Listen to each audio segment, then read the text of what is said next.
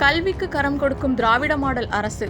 கோவை மாநகராட்சி மத்திய மண்டலம் 80வது வார்டில் உள்ள செல்வபுரம் மாநகராட்சி பள்ளியில் ரூபாய் 96 லட்சம் மதிப்பீட்டில் புதிய வகுப்பறைகள் திறப்பு விழா. தமிழ்நாடு முதலமைச்சர் மு.க.ஸ்டாலின் அவர்களின் வழிகாட்டுதலின் பேரில் இல்லம் தேடி கல்வி முதல் முதலமைச்சரின் காலை உணவு திட்டம் வரை கல்வித்துறையில் தமிழகம் ஒரு பொற்கால ஆட்சியை சந்தித்து வருகிறது. அந்த வகையில் கோவை மாநகராட்சி மத்திய மண்டலத்திற்குட்பட்ட 80வது வார்டு செல்வபுரம் மாநகராட்சி மேல்நிலைப் பள்ளியில் கல்வி மேம்பாட்டிற்காக ஒரு முக்கிய மைல்கல் எட்டப்பட்டுள்ளது.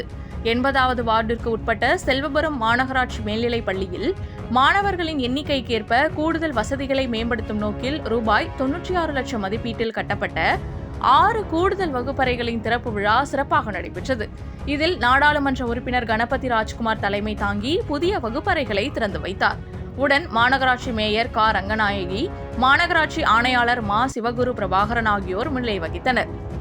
மாநகராட்சி பொது சுகாதார குழு தலைவரும் 80வது வார்டு கவுன்சிலருமான பெ. மாரிச்செல்வன் அவர்களின் சீரிய முயற்சியால் இந்த வார்டில் உள்ள பள்ளிகளின் தரம் உயர்த்தப்பட்டு வருவது குறிப்பிடத்தக்கது. மாணவர்களின் உடல்நலமே கல்விக்கு அடிப்படை என்பதை கருத்தில் கொண்டு பொது சுகாதார குழு தலைவர் என்ற முறையில் பெ. மாரிச்செல்வன் பள்ளிகளில் சுத்தமான குடிநீர் மற்றும் புதியதாக நவீன கழிப்பறைகள் வசதிகளை செய்து கொடுத்துள்ளார். கல்வி கண் திறந்த காமராஜர் வழியில் இன்று நவீன தொழில்நுட்பத்துடன் கூடிய கல்வியை ஏழை எளிய மாணவர்களுக்கு கொண்டு சேர்க்கும் திராவிட மாடல் அரசின் இத்தகைய பணிகள் பொதுமக்களிடையே பாராட்டுகளை பெற்று வருகிறது.